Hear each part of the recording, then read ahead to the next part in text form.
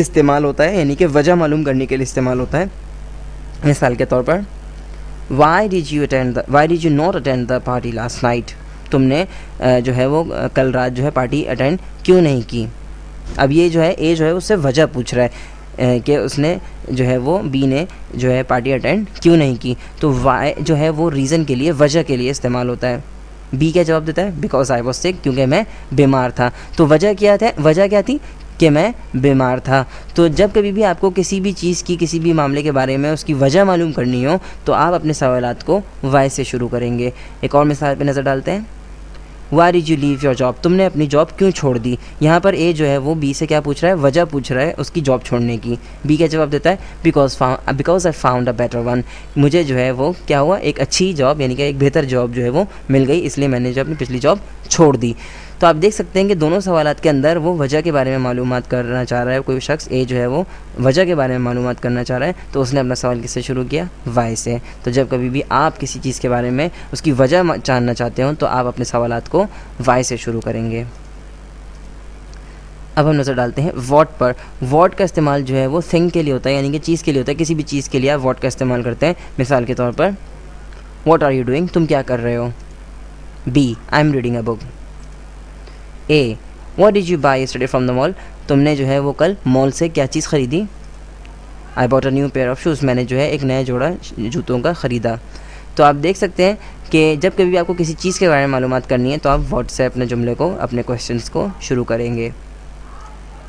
अब हम नज़र डालते हैं which is use for choice. Which का इस्तेमाल जो है वो चॉइस के लिए इस्तेमाल होता है, यानी कि चुनने के लिए इस्तेमाल होता है। कि जब आप किसी से सवाल करना चाह रहे हो और उसके अंदर आपके सामने बहुत सी चीज़ें हों और उनमें कोई एक चीज़ चुनना चाहते हो आप, तो उसके लिए विच का इस्तेमाल होता है। मिसाल के तौर पर विच ड्रेस डू यू लाइक। अब ए जो है वो बी से क्या पूछ रहा है कि तुम्हें कौन सा लिबास पसंद है। इनके सामने जो है हो सकता है किसी शॉप पे खड़े हुए और इनके सामने जो है वो मुख्तलिफ़ किस्म के ड्रेस रखे हुए हैं। तो अब जो है वो ए जो है वो बी से पूछ रहा है कि उसको कौन सा ड्रेस पसंद आ रहा है। तो यहाँ पे चॉइस के लिए, कि यानी कि उसकी पसंद के लिए, कि वो उसको कौन सा समझ में आ रहा है, उसकी चॉइस में क्या समझ में आ रहा है उसको, तो उसके लिए वो अपना सवाल किससे शुरू करता है, विच से।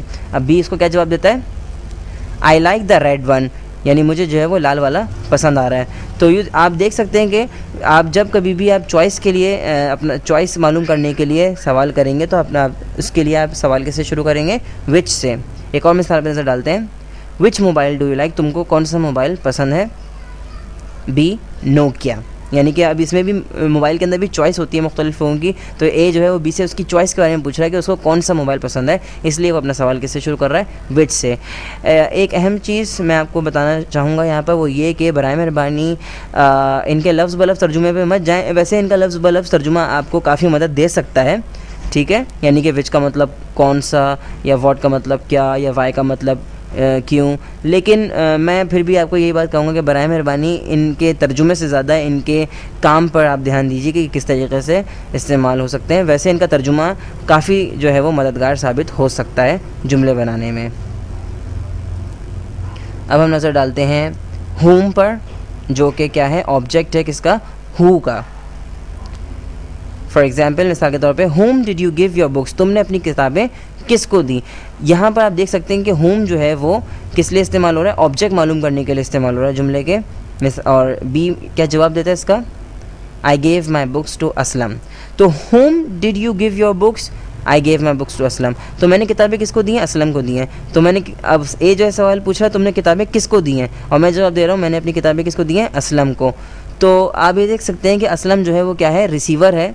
दूसरे जुमले में आप देख सकते हैं कि असलम को किताबें जा रही हैं। असलम जो इनडायरेक्ट ऑब्जेक्ट है, और देने वाला कौन है, यानी सब्जेक्ट क्या है इस जुमले का, आई सब्जेक्ट है, और गेव जो है वो वर्ब है, और माई बुक्स जो है वो डायरेक्ट ऑब्जेक्ट है, और इनडायरेक्ट जो ऑब्जेक्ट क्या है, असलम। तो जब कभी भी हमें इनडायरेक्ट ऑब्जेक्ट मालूम करना होता है जुमले के अंदर तो हम होम से जो है वो जुमला शुरू करते हैं, जैसे कि आप देख सकते हैं। इसके अलावा एक बात और बताता चलूँ यहाँ पे कि आम अंग्रेज़ी बोलचाल के अंदर हु भी इस्तेमाल हो सकता है होम की जगह पर, यानी कि ऐसे भी कहा जा सकता है, who did you give your books, I gave my books to Aslam. तो होम या हु दोनों इस्तेमाल होते हैं।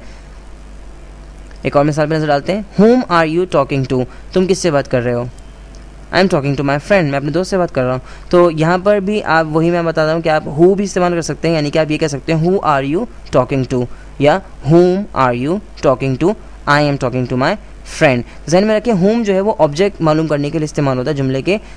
ओके, ये बात मेरे ख्याल में काफ़ी वाज़ेह हो गई होगी। आप देख सकते हैं मिसालों को, आपको बेहतर तौर पे समझ में आ जाएगा इससे। अब हम नज़र डालते हैं हाउ पर। हाउ जो है वो तरीक़ाकार के लिए इस्तेमाल होता है, यानी कि मैनर के लिए इस्तेमाल होता है कि कोई भी काम किस तरीके से होता है या हुआ।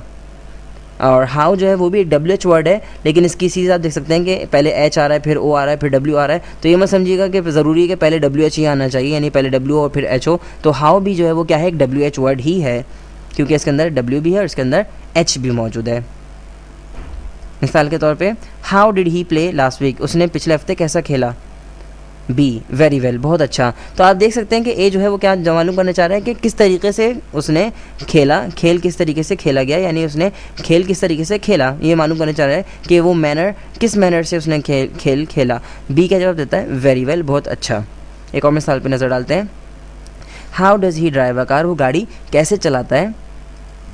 बी वेरी फास्ट, बहुत तेज़। तो आप देख सकते हैं इन दोनों जुमलों के अंदर आप मालूम करना चाहते हैं कोई काम किस तरीके से होता है। तो उसके लिए जब आप मालूम करना चाहेंगे कोई भी काम किस तरीके से हुआ या होता है, तो आप अपने सवालात का आगाज़ किससे करेंगे, हाउ से करेंगे। हुज़, अब हम हुज़ पे नज़र डालेंगे। फॉर पोजेशन यानी कि मिल्कियत के लिए इस्तेमाल होता है। जब आप मालूम करना चाहें कि कोई चीज़ किसकी है, यानी कि आप ये मालूम करना चाहें कि किसी चीज़ का मालिक कौन है, तो आप अपने सवालात का आगाज़ किससे करेंगे, हुज़ से करेंगे। मिसाल के तौर पर हुज़ बुक्स आर दीज, ये किताबें किसकी हैं। तो आप देख सकते हैं कि यहाँ पर आप किताबों के मालिक के बारे में पूछ रहे हैं कि इन किताबों का मालिक कौन है। तो आपने अपना जुमला किस तरीके से शुरू किया, हुज़ से, यानी कि हुज़ बुक्स आर दीज, ये किताबें किसकी हैं। बी सलमास, ए पूछता है ये किताबें किसकी हैं, बी का जवाब देता है सलमास, यानी कि सलमा की हैं। एक और मिसाल पे नजर डालते हैं। हुज़ फादर इज़ ही, ये किसके फादर हैं। ही इज़ माई फादर, ये मेरे वालिद हैं।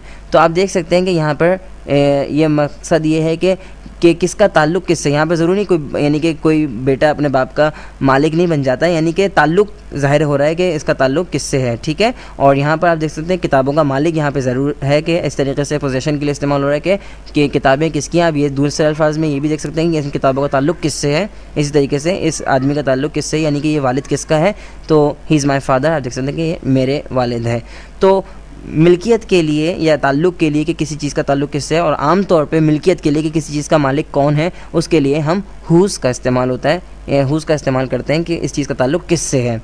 अब ये रिश्ते की सूरत में भी हो सकता है या किसी चीज़ की मिल्कियत की सूरत में भी हो सकता है।